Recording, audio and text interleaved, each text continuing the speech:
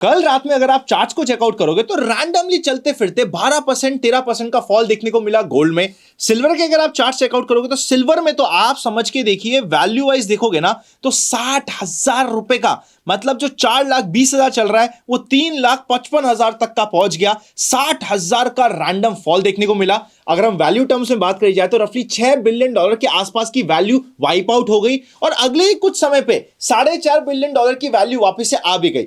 जब ये random fall आ रहा था ना, हुआ क्या सोशल मीडिया पे, मैं आपको गाइड करने की कोशिश करता हूं और समझाता हूं कि अभी हो क्या रहा है मार्केट में। जब ये फॉल आया, लोगों ने रैंडम रीजंस दिए। ट्विटर, सोशल मीडिया, इंस्टाग्राम भर चुका था कि देखो मैंने तो कहा था करेक्शन आएगा, देखो मैंने तो कहा था करेक्शन आएगा। पर जब तक ऐसे वीडियो में जहां पे बोला गया था कि देखो मैंने तो कहा था, ये पोस्ट होता और वायरल होता, तब तक ये वापस से सारा बाउंस बैक हो गया था, मतलब सारा गेम ही खत्म हो गया। तो यहां पे इस करेक्शन के रीजंस बहुत रैंडम दिए गए कि हमने कहा था कि बड़ी पार्टी सेल कर रही है, ऑपरेटर सेल कर रहा है, बैंकर सेल कर रहा है, यूएस जीतने वाला है, यूएस की पार्टी सेल कर रही है, XYZ रीजन दिए गए। अब मैं आपको यहां पे लॉजिकली बात करने की कोशिश करते हैं कि ये क्यों हो रहा है, क्या हो रहा है और क्या हमें ये रेडी रहना चाहिए। अगर आपने कल रात में, मैंने भी एक रील बनाई थी, उस रील को चेकआउट किया हो तो उस रील में मैंने सिंपल सी एक चीज बोली थी कि ये भाई इस करेक्शन का फर्स्ट डिप है। जब भी ये ना, आप यहां पे नहीं, हर जगह अप्लाई कर लीजिएगा, हमेशा अप्लाई होता है मेजॉरिटी सिचुएशन में।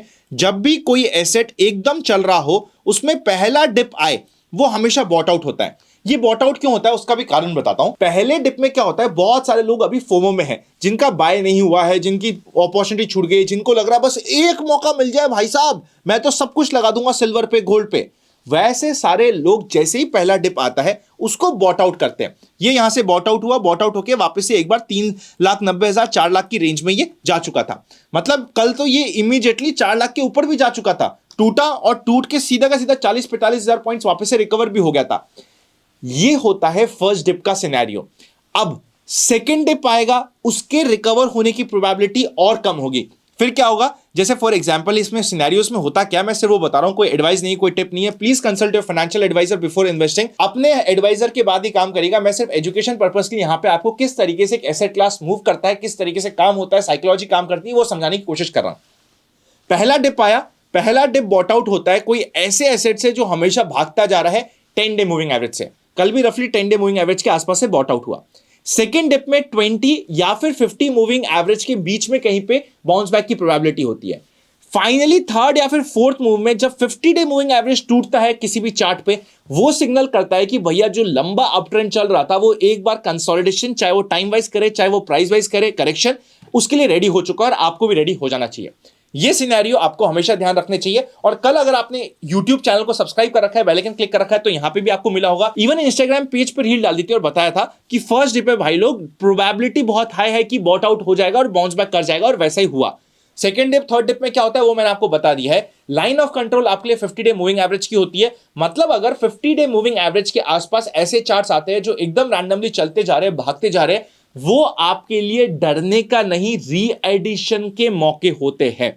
50 day moving average classically drastically टूट जाए, उसके बाद आपको किसी भी एसेट क्लास में बेरिश होना चाहिए, वरना किसी भी चार्ट पे अननेसेसरी आप ये मानो कि हमेशा बढ़ता ही रहे और रिट्रेसमेंट नहीं आए, पॉसिबल ही नहीं है भाई साहब। अगर मैं आपको पुराने चार्ट्स दिखाऊं सिल्वर के, और उस समय भी मैंने ये 50 डे मूविंग एवरेज की बात करी थी, ये वाला समय, ये एक क्लासिक टॉप बनाता सिल्वर का, अगर आपको याद हो तो। इस समय पे क्लासिक टॉप को हमने पिक भी किया था, और टॉप बनने के बाद, ऐसा नहीं कि सिर्फ टॉप की बात करी थी, जब भी 50 डे मूविंग एवरेज के पास आया था, सेम ज्ञान मैंने आपको उस समय भी दिया था कि भाई साहब अगर किसी की रैली मिस हो गई है, 50 day moving average is the की, जिसके ऊपर आपको ध्यान लगाना चाहिए, जिसके ऊपर आपको फोकस करना चाहिए।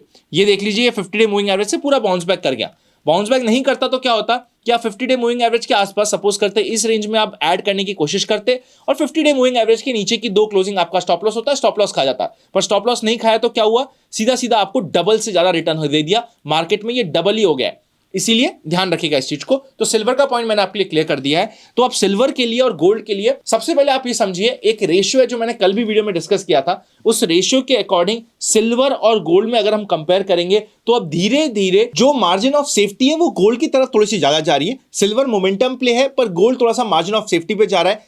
डिप्स पे, करेक्शंस पे आपको सिल्वर ज्यादा अट्रैक्टिव हो जाएगा, स्पेसिफिकली अगर 20 और 50 डे मूविंग एवरेज के बीच का रिट्रेसमेंट हुआ। पर जब तक वो रिट्रेसमेंट नहीं हो रहा, गोल्ड के चार्ट्स कंपैरेटिव टू सिल्वर के चार्ट्स थोड़े से हमें ज्यादा कॉन्फिडेंस देने वाले होते हैं। इसके अलावा एक बात हमारी रह गई थी जो कॉपर की थी, और कॉपर में सब कोई बात कर रहा है और भागने की कोशिश कर रहा है। सबसे पहले आप ये समझिए कि इंडिया में बैठे हुए आप कॉपर में इन्वेस्ट कर कैसे सकते हो, क्या क्या आपके पास ऑप्शन है।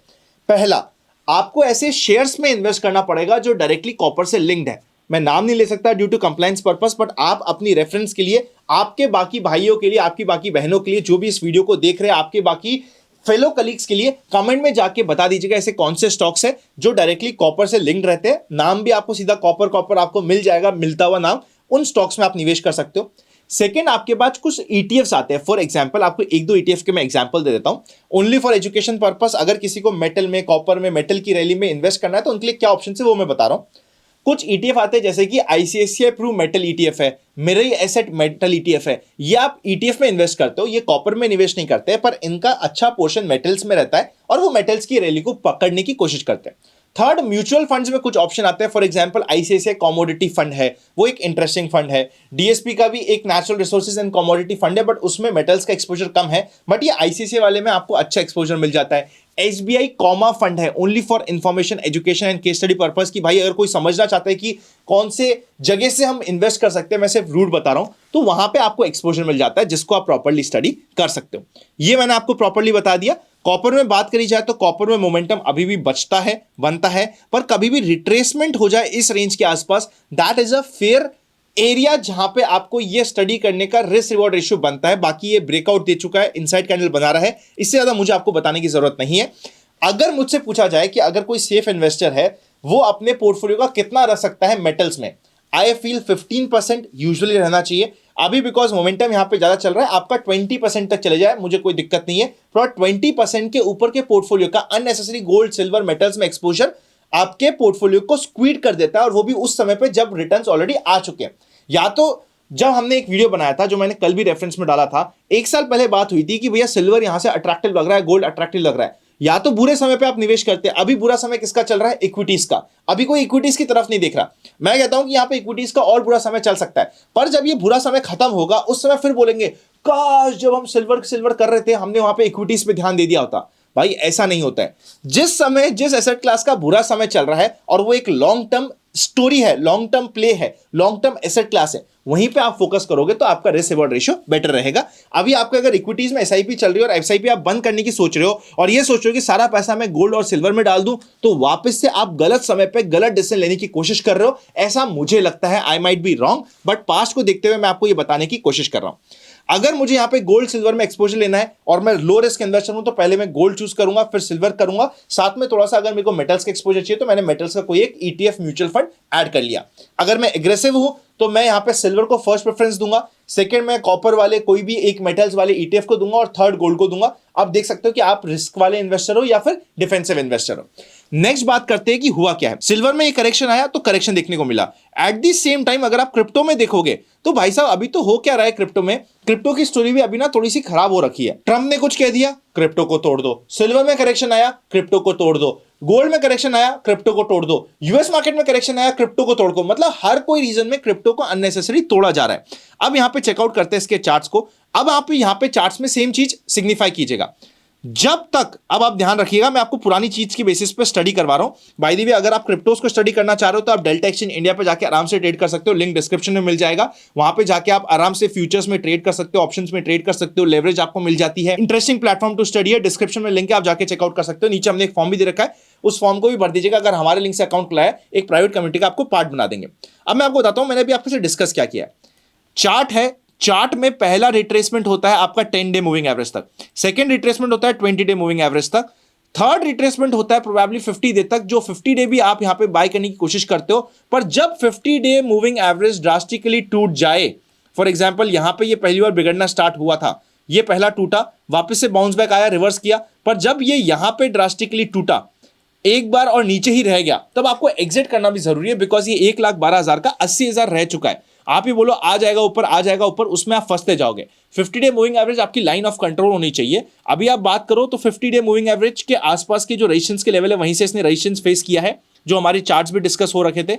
और अगर आप साथ में ये बात करो कि नीचे क्या हो रखा है, नीचे हमारा सपोर्ट लेवल है इस लेवल के आसपास 83 से 80,000। अगर आप थोड़ा सा डिफेंसिव भी हो जाओ तो बस ये जो इसका बॉटम है 80,000, ये इसका सपोर्ट लेवल है। या तो ये यहां से एक इनसाइड कैंडल बना के कोई बाउंस बैक दे दे, वरना अगर ब्रेकडाउन दे दे तो ब्रेकडाउन के लिए भी आपको रेडी रहना चाहिए। सो ये हो गया है क्रिप्टो का सीन। जब क्रिप्टो में बिटकॉइन का ऐसा हाल है तो ऑब्वियसली इथेरियम वगैरह वहां पे तो और ज्यादा यहाँ पे खराब हो रखा होगा। यहाँ पे भी देखोगे तो लास्ट सपोर्ट या लाइन ऑफ कंट्रोल आपके लिए 2600 के आसपास की आ रही है। ऊपर की साइड रेजिस्टेंस ऑब्वियसली यहीं से फेस कर रहा है, जो इसका एक मेजर रेजिस्टेंस जोन बना हुआ है, बीच में स्विंग प्ले कर रहा है। यहाँ पे हाई प्रोबेबिलिटी इस चीज की भी होती है, मैं आपको एक सिनेरियो बता देता हूँ, पर ध्यान रखिएगा उस सिनेरियो को प्ले कैसे करना है आप सोच सकते हो अपने हिसाब से, कि ये जो मेन लाइन ऑफ कंट्रोल बना हुआ है, जो आखिरी इसका सपोर्ट है 80,000 के आसपास का, ये इसको ब्रेक डाउन करे, नीचे कोई एक सेटअप बनाए, फिर एक ग्रीन कैंडल के साथ बुलिश कैंडल बनाए, ये सेटअप भी हो तब भी ध्यान रखना है। और अगर ब्रेकडाउन हो रहा है तो आपको ब्रेकडाउन भी प्ले करना है, पर जो सेकंड सेटअप मैंने बताया अगर वो सेटअप भी मिल रहा है तो आपको रिवर्सल ट्रेड के लिए भी रेडी रहना है, क्योंकि रिवर्सल ट्रेड भी आपको 10,000 पॉइंट की मिनिमम यहां पे